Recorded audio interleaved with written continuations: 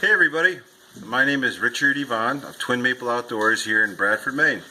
And today I'm making a quick video for you guys, just a couple of tips, some maintenance, and for the Minn Kota trolling motors. Basically I have a Minn Kota Riptide here, 80-pound thrust, and it's the Riptide ST. And I'd like to go over maybe one inherent issue of the iPilot for the Minn Kota. Now, the iPilot comes with a remote control, generally like this, and what happens is this thing here, you'll be using it on the water, and all of a sudden your remote control just goes to sleep. It doesn't wake up. Now, you'll find yourself going like this.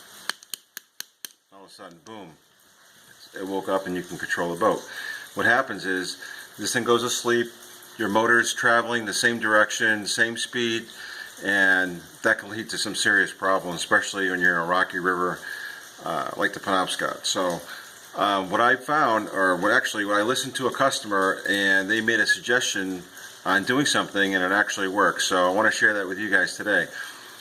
What it is that the electrical connection from the battery to the device, the handheld remote, actually loses the connection, puts the device to sleep, and when you go ahead and hit it, it actually reconnects it, and then it wakes up.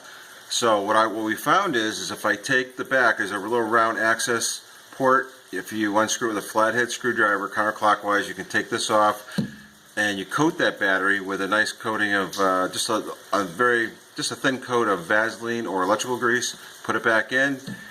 That ensures the contact. I haven't had a problem since I've done this. So one thing I want to share with you. The second thing, moving right along, is that on this motor, there's some maintenance issues that I want to share with you as well.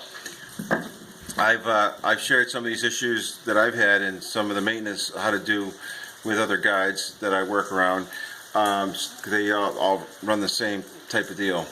And this kind of maintenance is good for all the Minn Kotas, not especially just this model here, but just a lot of them are about the same. So you have some brushes in there, and the lower unit it gets a lot of use, and the rivers or the lake is hard on them. You hit rocks, so when you hit rocks, there's things that happen, and the biggest thing that happens with this is actually it misaligns the lower unit. It comes in 3 sections, and things get out of alignment, so you have to realign them. When you get it brand new, everything's aligned, it works great. But after you use it for a couple of months, or even sometimes a week, in my case, you hit a rock, that's all it takes. It just gets tweaked, and all of a sudden now you have a drag on that motor. So I'm going to go over a couple of things that you can do on your own without getting too crazy, and hopefully eliminate some problems for yourself. Now,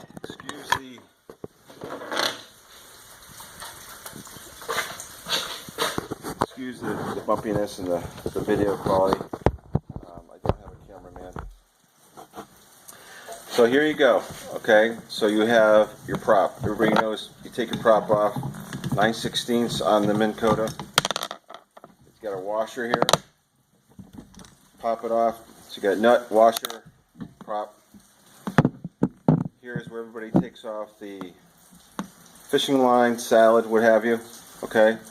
Well, that's not what I'm going to talk about. We all know how to do that, but I want to talk about the alignment of this 3-sectional. You got the blade, the midsection, and you got the cap, the end cap.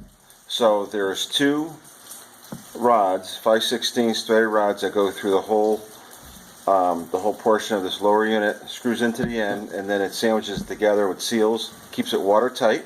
There's no water supposed to get in here. This is where your brushes are. This is where your carbon gets built up, where you really should clean that out. If you're not familiar with taking your brushes apart, putting them back together, then you may want to have a service center do it, or get some help from someone that knows. So basically what I've done here is I've taken this, I'm going to loosen this up, these 5/16 bolts, okay, and I'm going to disengage my unit so I have power. Okay, right now I have power and I can control it with the remote. Okay, here it goes. Okay, now I want you to listen closely.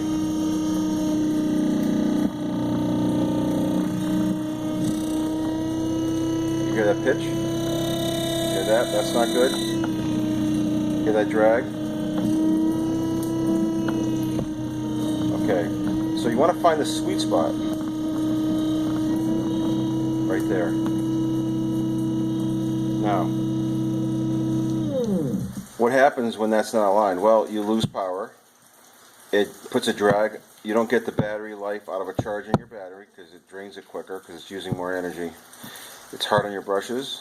It's hard on the motor itself. It can actually overheat your motor. If you overheat your motor, you can cook it, and then you're going to be SOL. So once you get that, just like putting a spare wheel on a car, you want to do it evenly. It's like the lugs. You want to do this evenly, even number turns, so it seats evenly on all sides and you're not pinching the O-ring. Now I've already taken this apart, I've cleaned it, I made sure all my O-rings are in good shape, so I have a good seal. It was dry when I took it apart, that's good. It doesn't hurt to have a spare O-rings, a spare blade. You can even, I wouldn't, the brushes last for a long time. I haven't had to change brushes. But definitely the O-rings and definitely a spare blade is always good to have. Now, after I tightened it up, I'm going to try it again.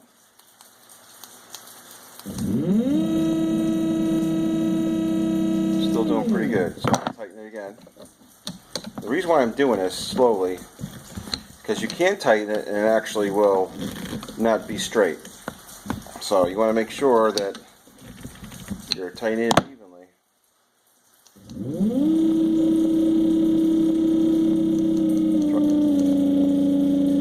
Nice and smooth, no vibration, and you shouldn't hear any grinding noises or anything like that. And there you have it. Well, thank you for watching our video, and you can subscribe to our YouTube channel at Twin Maple Outdoors. And if you ever come to Maine and you'd like to have a guided trip on smallmouth bass, I run a G3 jet boat with a tunnel hull, and we access most of the water and love to take you out. Also, too, if you do salmon trips, brook trout trips on a drift boat up on the west branch of the Penobscot, give us a call, 207-907-9151. You can get a hold of me on Facebook, on YouTube, and email me at info@twinmapleoutdoors.com. Hope you all have a great day, and thanks for watching.